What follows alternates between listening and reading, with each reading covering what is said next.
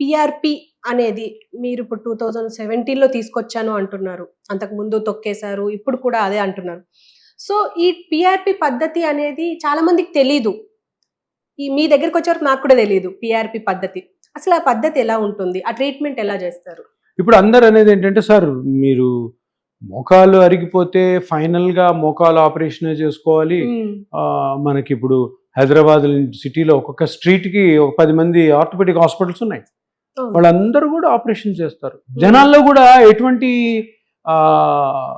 Concept వచ్చిందంటే, ఏముంది మోకాలు అరిగిపోయింది, ఇంకా ఫైనల్‌గా ఆపరేషన్ కదా చేసుకోవాలి. ఆమె బాగుంది ఆపరేషన్ చేసుకొని, ఈమె బాగుంది పద చేసుకుందాం అన్నది అందరికీ ఇదైపోయింది.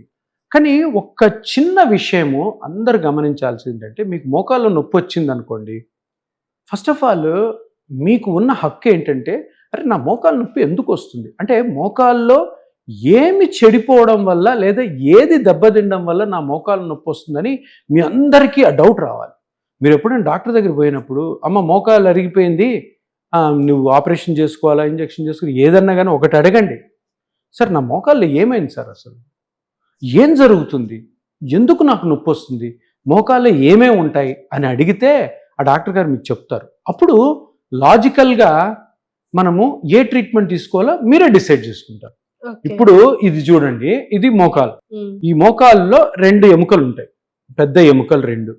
ఓకే, ఈ 2 ఎముకలు మధ్యలో ఈ బ్లూగా కనపడుతుంది కదా, ఈ 2 ఎముకల మధ్యలో ఈ బ్లూగా కనపడుతుంది కదా, ఈ బ్లూగా కనపడేదే కార్టిలేజ్.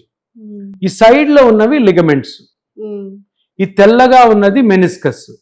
దీనిపైన మజిల్స్ ఉంటాయి. 2 ఎముకలు ఉంటాయి, లిగమెంట్స్ ఉంటాయి, మెనిస్కస్ ఉంటుంది, మజిల్స్ ఉంటాయి. ఈ బ్లూగా ఉన్నది కార్టిలేజ్. మోకాలు అరిగిపోయింది అంటే ఏంటంటే, ఈ కార్టిలేజ్ గుజ్జు అరిగిపోతుంది. ఈ గుజ్జు అరిగిపోతే నొప్పి ఎందుకు వస్తుంది? ఈ గుజ్జు అరిగిపోతే ఈ 2 ఎముకలు ఆటోమేటిక్గా దగ్గరకు వస్తాయి. దగ్గరకు వచ్చి నీకు నొప్పి కలుగు చేస్తాయి. సో ఈ గుజ్జు అన్నది ముఖ్యమైన కారణం, ఇదే కల్ప్రిట్. సో ఇది అరిగిపోతే ఎముక రాసుకుంటే మీకు నొప్పి వస్తే ఆపరేషన్లో ఇదంతా తీసేస్తారు. అరే నా ఎముకలు బాగున్నాయి, నా లిగమెంట్స్ బాగున్నాయి, నా మెనిస్కస్ బాగుంది, నా మజిల్స్ బాగున్నాయి, ఈ గుజ్జు అరిగిపోయిన దానికి మోకాలంతా ఎందుకు తీయాలి సార్ అని ఒకసారి అడగండి ఆ డాక్టర్ని. ఎందుకు ఆపరేషన్ చేసుకోవాలి సార్? ఈ అరిగిపోయిన గుజ్జుని మళ్ళీ పెంచుకుంటే సరిపోదా? ఇప్పుడు అరిగిపోయిన గుజ్జు ఎట్లుంటుంది? ఇగో ఇట్లుంటుంది. ఇటు చూడండి, ఎర్రగా అయింది అది, ఇది నార్మల్గా ఉంది, ఇది ఎర్రగా అయింది. ఈ ఎర్రగా అయిన పార్ట్ని, ఎర్రగా ఉంది చూసారు ఇక్కడ, ఈ ఎర్రగా అయిన పార్ట్ని మళ్ళీ నార్మల్గా ఇట్లా కానీ చేసుకున్నాం అనుకో పని అయిపోతుంది. మొత్తం మోకాలంతా ఎందుకు తీసుకోవాలి? సో లాజిక్ ఇది. చిన్న ఇంజెక్షన్ తోటి మీ బ్లడ్లోని చిన్న చిన్న కణాలు ఉంటాయి, ప్లేట్లెట్స్ అని. ఆ ప్లేట్లెట్స్ మీద గ్రోత్ ఫ్యాక్టర్స్ అని ఉంటాయి.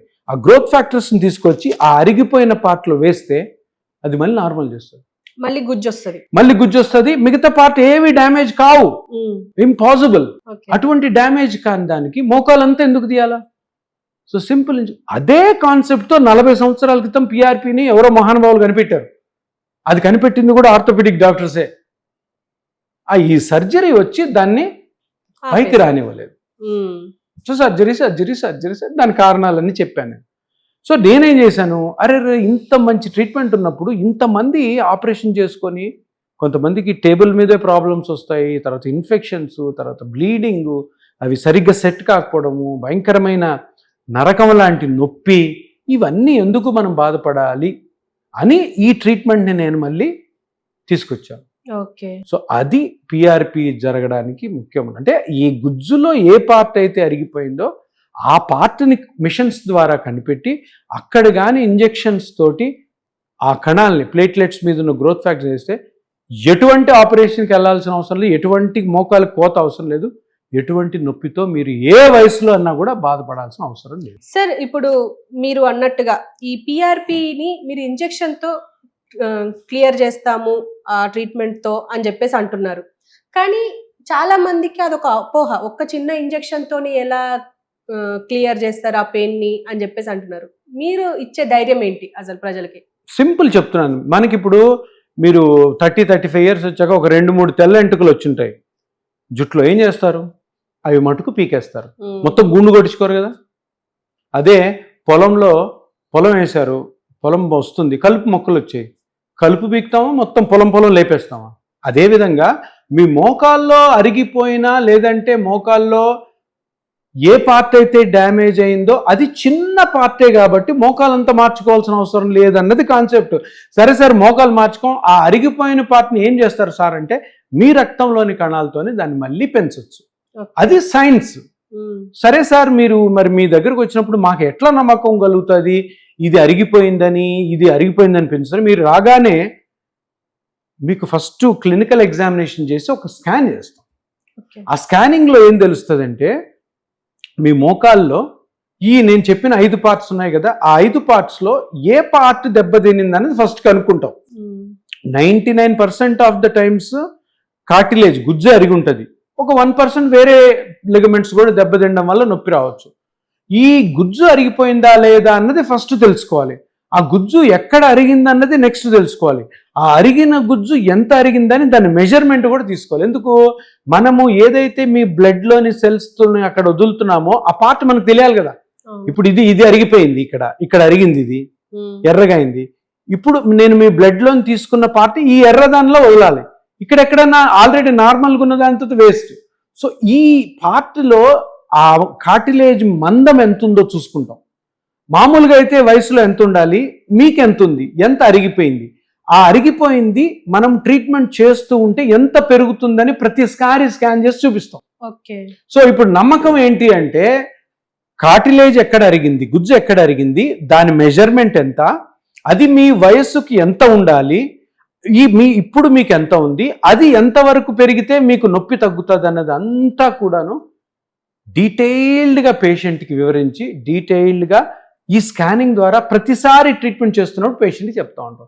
ఈరోజు ఫస్ట్ సిట్టింగ్ చేసాము, నెక్స్ట్ సిట్టింగ్ వచ్చేసరికి చూడమ్మా మీది అంత తగ్గింది, ఇప్పుడు పెంచాము, ఇంత పెరిగింది, కొన్ని జాగ్రత్తలు చేసుకోవాలి, మీ నొప్పి ఎంత తగ్గింది, ఇంకా తగ్గుతుంది, ఇంకా తీసుకోవాల్సిన జాగ్రత్తలు, చేయాల్సిన యాక్షన్, ఇట్లాగా ఒక ప్రాసెస్లో జరిగేది. ఇట్లా బ్లడ్ తీసుకొని కొంచెం అది ఏదో ల్యాబ్లో చేసి టపక్కనే కానీ మ్యాజిక్లా ధడ్ అని గుజ్జు పెరగనట్టు జరగదు. ఒక పద్ధతిలో పెరుగుతుంది. ఎందుకంటే ఎంత నెమ్మదిగా గుజ్జు పెరిగితే అన్ని సంవత్సరాలు అది ఉంటుంది. సో ఈ సిస్టమ్ అంతా కూడా ఉన్న సెంటరే ఇపియాన్ పెయిన్ మేనేజ్మెంట్ సెంటర్. దీంట్లో దగ్గర 10 మంది డాక్టర్లు ఉంటారు, నాతో పాటు 10 మంది నర్సులు ఉంటారు, ఫిజియోథెరపీ డాక్టర్స్ ఉంటారు, డైటీషియన్స్ ఉంటారు, కౌన్సిలర్స్ ఉంటారు, టెలికాలర్స్ ఉంటారు. ఇంత సిస్టంలో ఇంత మెటిక్యులస్గా ఈ పిఆర్పి పద్ధతిని చేస్తేనే ఎక్సలెంట్ రిజల్ట్ వస్తుంది. అలా కాకుండా ఏదో ఆ బ్లడ్లోని సెల్స్ తీసుకొని ఇష్టం వచ్చిన చోట ఎక్కడంటే అక్కడ వేస్తే పనిచేయదు. సో అందుకని అంత జాగ్రత్తగా చేస్తే పిఆర్పి ఎక్సలెంట్గా పనిచేస్తుంది. మీరు మళ్ళీ నొప్పితో బాధపడాల్సిన అవసరం లేదు, ఆపరేషన్కి వెళ్ళాల్సిన అవసరం ఉండదు. సో సార్ ఇప్పుడు ఈ పిఆర్పి దీని ట్రీట్మెంట్కి అంటే బెనిఫిట్స్ ఏంటి సార్? బెనిఫిట్స్ ఏముంది, మనకి మోకాలు నొప్పి తగ్గాలి, షోల్డర్ నొప్పి ఉంటే షోల్డర్ నొప్పి తగ్గాలి, స్పైన్ నొప్పి ఉంటే స్పైన్ నొప్పి తగ్గాలి, ఏ జాయింట్ పెయిన్ ఉన్నా కానీ ఆ పెయిన్ తగ్గాలి. ఇంకొకటి మళ్ళీ రాకూడదు, ఆ లోపల జరుగుతున్న పార్ట్ నార్మల్ అవ్వాలి, తర్వాత ఆ జాయింట్ వల్ల మనం చేసే పనులతో ఇబ్బంది ఉండకూడదు. సో ఇవన్నీ కూడా అంటే ఒక పెద్ద ఆపరేషన్ని వద్దు అని చెప్పి ఒక చిన్న ఇంజెక్షన్తోనే ఆ రోజు ట్రీట్మెంట్ చేసుకొని అరగంటలో మళ్ళీ మీ పనులు చేసుకునేటట్టు కలిగించే సౌలభ్యం కలిగిన ట్రీట్మెంటే పిఆర్పి. ఇదే మేజర్ అడ్వాంటేజ్. అండ్ ఇంకా ఏమైనా ఉన్నాయంటారా? అంటే ఇంకా వేరే బెనిఫిట్స్ ఇప్పుడు మీరు అన్నట్టుగా ఇప్పుడు సర్జరీలో ఎలాంటివి? ఇప్పుడు చూడమ్మా, సర్జరీ అనగానే ఏంటి సర్జరీ అంటే, ఇప్పుడు మోకాలు అరిగింది, మోకాలు కట్ చేస్తారు, బోన్స్ కట్ చేస్తారు, బోన్స్ తీసేస్తారు, మెటల్స్ పెడతారు, సిమెంట్ పెడతారు, సిమెంట్ వేస్తేనే అతుక్కుంటుంది మెటల్. సిమెంటు, మెటలు, కట్టింగు, అక్కడ లోపల జరిగే డిస్ట్రక్షను, నర్వ్స్ కట్ అవుతాయి, మజిల్స్ కట్ అవుతాయి, ఎంతో డ్యామేజ్ జరుగుతుంది అక్కడ. ఆ డ్యామేజ్ వల్ల కాంప్లికేషన్స్ జరిగే రేట్ ఒక 20% 30% ఉంటాయి. ఈ కాంప్లికేషన్ రేట్లోకి పోకూడదు అన్నదే ఈ ట్రీట్మెంట్. ఇవి పిఆర్పిలో ఏముంటుంది, 0 కాంప్లికేషన్. జరిగితే మంచి జరుగుతుంది కానీ చెడు జరగదు. మంచి దగ్గర 90 to 95% మనుషులకి 100లో జరుగుతుంది. ఇంక అంతకంటే బెనిఫిట్ ఏముంది? ఓకే.